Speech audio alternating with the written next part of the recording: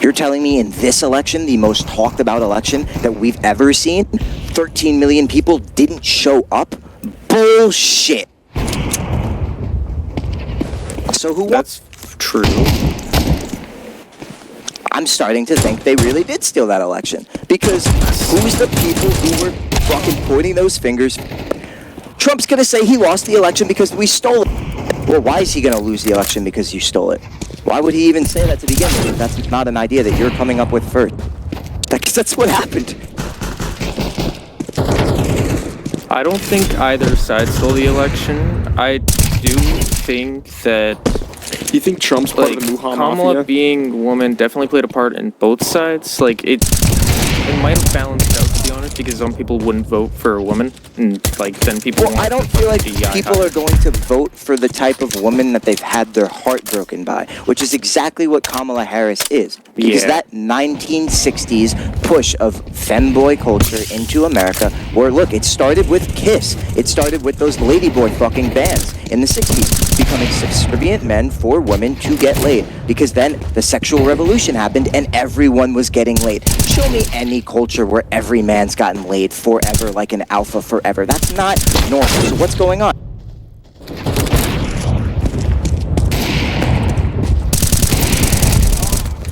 I don't fucking know.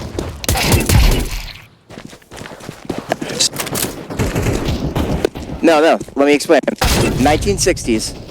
Go look at every single popular band from the 1960s. There's not a single man that doesn't look like a fucking femboy on that top 500 charts. Why is it that around then you stop seeing men of an actual masculine size and they just vanish?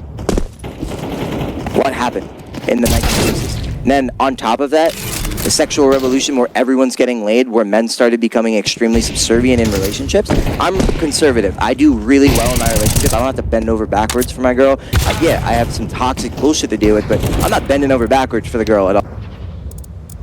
It's not just a trend because it's still working in modern day society. That same exact group that was getting laid is now telling you that being in a conservative family is dying and no one wants that anymore. No, they're still pushing their toxic masculinity on top of it because they want to fit in. I promise you, me and my girl want to have kids and a conservative family, and we don't really care about what the internet thinks about it. And like, there's a ton of people who think like me, and I know that because if that wasn't the case, Kamala Harris would have won the election.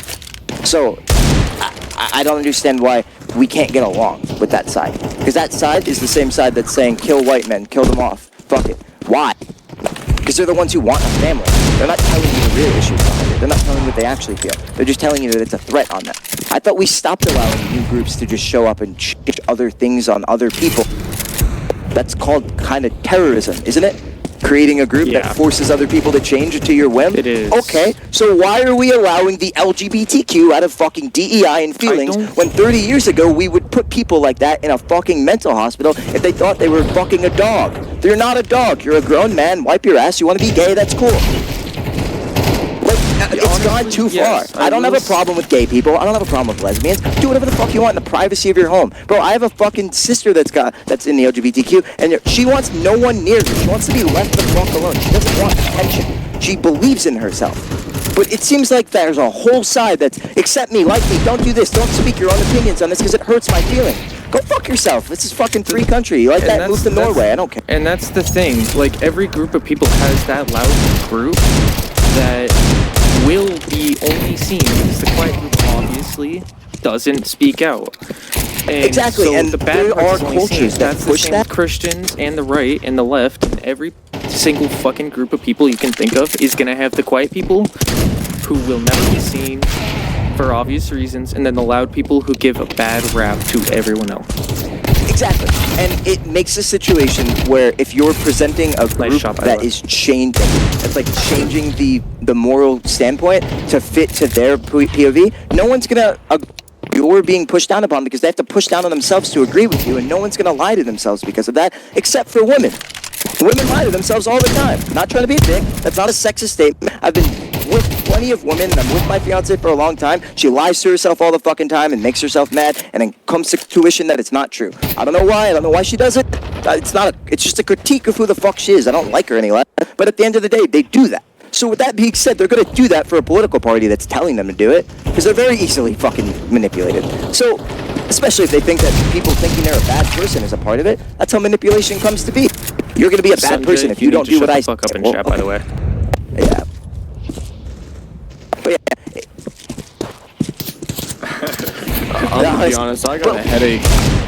We have to kind of take back our country a little bit here, because we are the people who've been everyone's big brother for a while. We don't need to be everyone's big brothers. Your big brother solving your problems and holding your hand and being nice to you? No, he was fixing the issue, and he told you to go fuck off until he had something else for you to do. Like, that's what big brothers are for. Not meant to solve your emotional problems, that's what big sisters do. I don't think this is that important. So, if you need a big sister, go find one. What are you Plenty of women talking willing to about? take care of your emotions if you got a job and fucking shit together. I mean, not as much in America, but yeah, that's the whole problem. No one can agree, and you have to continue to just be understanding and understanding.